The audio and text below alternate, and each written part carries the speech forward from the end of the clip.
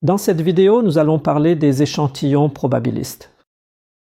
L'échantillonnage est un concept très important chaque fois que vous allez faire une recherche, parce que nous avons des populations et nous voulons prélever un échantillon qui représente cette population. Alors, comment allons-nous prélever cet échantillon? Nous voulons prélever cet échantillon d'une certaine manière, afin qu'il soit un représentant valide de l'ensemble des populations. Voyons donc l'exemple suivant. Supposons que nous ayons une école avec 8 classes, de la classe 1 à 4 pour les filles et de la classe 5 à 8 pour les garçons. Et nous avons 200 élèves et nous voulons prélever un échantillon parmi ces élèves et nous voulons que cet échantillon représente l'ensemble de l'école. Supposons que nous ayons seulement besoin de 50 élèves sur les 200. Donc, si nous voulons prendre un échantillon aléatoire simple, voici ce que nous allons faire. Nous allons attribuer un numéro à chaque élève de 1 à 200. Ensuite, nous allons choisir certains de ces numéros, donc certains élèves au hasard. Par exemple, nous allons prendre l'élève numéro 3, puis le numéro 5, 6, 7, 9, 10, 15, 21, 72 et ainsi de suite. Donc, vous pouvez voir. Nous allons sélectionner ces numéros au hasard, soit à l'aide d'un logiciel, soit par n'importe quelle méthode aléatoire. Ensuite, nous allons appeler ces méthodes l'échantillonnage aléatoire simple et l'échantillonnage aléatoire systématique. Dans cet exemple, nous allons choisir un élève selon un certain intervalle. Par exemple, nous avons 200 élèves et nous en avons besoin de 50. Donc, si vous divisez 200 par 50, cela fait 4.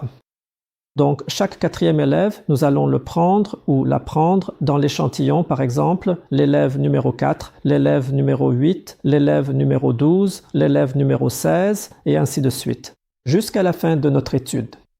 Il y aura donc un système pour déterminer comment nous allons sélectionner les élèves.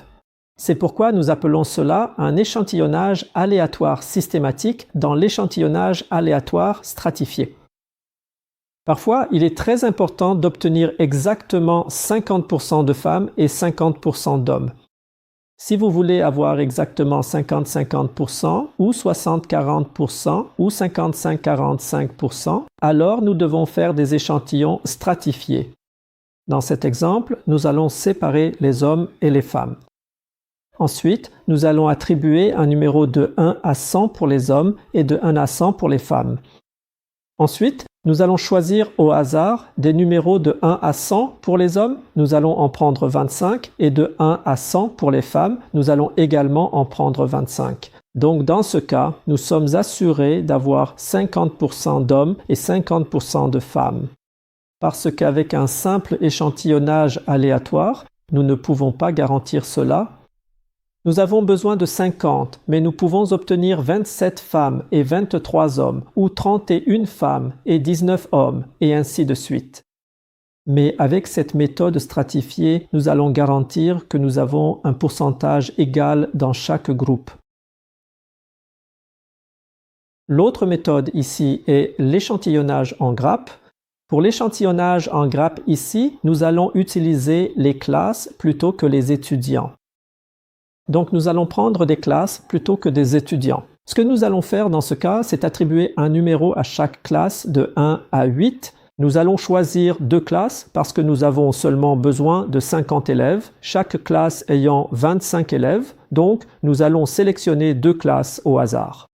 Donc parmi les classes de 1 à 8, cela pourrait être la classe 2 et la classe 7.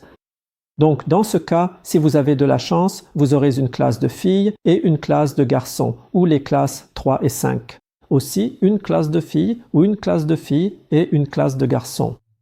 Cependant, il se peut que vous vous retrouviez avec 2 classes de filles, comme 1 et 3, ou 2 et 4, ou 1 et 4, ou bien 2 classes de garçons. Mais cela peut arriver au hasard, c'est pourquoi il faut prendre les groupes entiers. Ça aide. Si vous avez une très grande zone et que vous allez diviser chaque État en un État différent, vous aurez une ville différente au sein de chaque ville. Vous aurez différentes écoles au sein de chaque école. Vous aurez une UM différente. Cours. Donc, vous pouvez le considérer comme un échantillonnage aléatoire en grappe à plusieurs niveaux. Ainsi, les étapes pour prélever vos échantillons sont les suivantes. D'abord, vous devez identifier vos populations cibles, puis vous allez voir comment accéder à ces populations cibles, décider des méthodes que vous souhaitez utiliser, si vous allez utiliser un échantillonnage aléatoire simple, en grappe ou systématique. Ensuite, vous allez attribuer un numéro à ces élèves ou si vous travaillez avec des classes, vous allez attribuer un numéro aux classes. Et ensuite, vous allez commencer à prélever votre échantillon aléatoire. Merci.